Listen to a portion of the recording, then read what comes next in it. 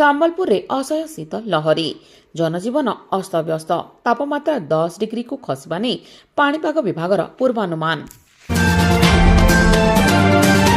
ଜିଲ୍ଲା ବିଜେପି ସଭାପତି ଭାବେ ଦାୟିତ୍ୱ ନେଲେ ରାମଚନ୍ଦ୍ର ମେହେର। ମା ସମଲେଶ୍ୱରୀଙ୍କ ଆଶୀର୍ବାଦ ଭିକ୍ଷା ସହ ଦଳୀୟ ସଂଗଠନ ସୁଦୃଢ଼ ପାଇଁ ନେଲେ ସଂକଳ୍ପ।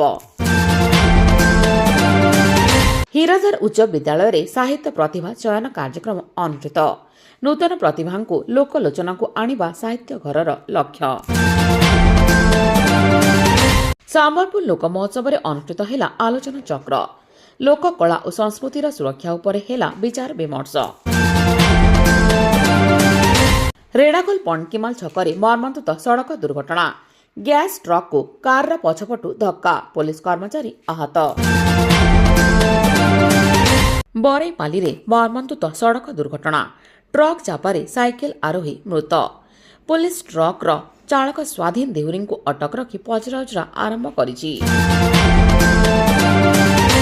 ଚକ୍ରଧରପୁର ରେଳ ସେକ୍ସନରେ ଉନ୍ନୟନ କାର୍ଯ୍ୟ ଆରମ୍ଭ। 9ରୁ 19 ଯାଏଁ ରାଉରକେଲା ଝାରସୁଗୁଡ଼ା ମଧ୍ୟରେ ବାତିଲ ରହିବ ଉତ୍କଳ ଏକ୍ସପ୍ରେସ୍। ଅଇଁଠାବାଲି ପିଏଚ୍ଡି ପଡ଼ିଆରେ ଲୋକ ମହୋତ୍ସବ ଉଦ୍ଯାପିତ। ଏହି ଅବସରରେ ଉତ୍ତରାଞ୍ଚଳ ଆଇଜି ହିମାଂଶୁ ଲାଲ ମୁଖ୍ୟ ଅତିଥି ଭାବେ ଯୋଗଦେଲେ।